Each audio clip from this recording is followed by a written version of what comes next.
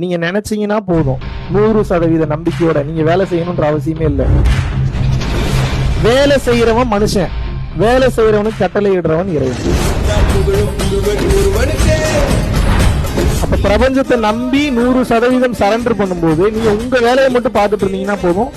உங்களுடைய ஏக்கம் உண்மையா இருக்கு, உங்களுடைய தேவை உண்மையா இருக்கு, உங்களுடைய நோக்கம் சரியா இருக்கு அப்படின்னா அந்த பிரபஞ்சம் அதுக்குண்டான சரியான ஆளை கொண்டு வந்து சேர்த்துடும்.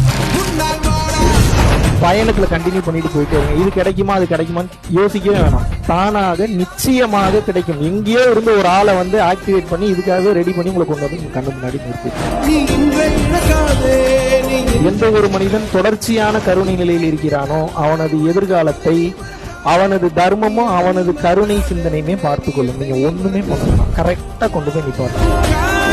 என்னோட சீக்ரெட் காரணம் தான்.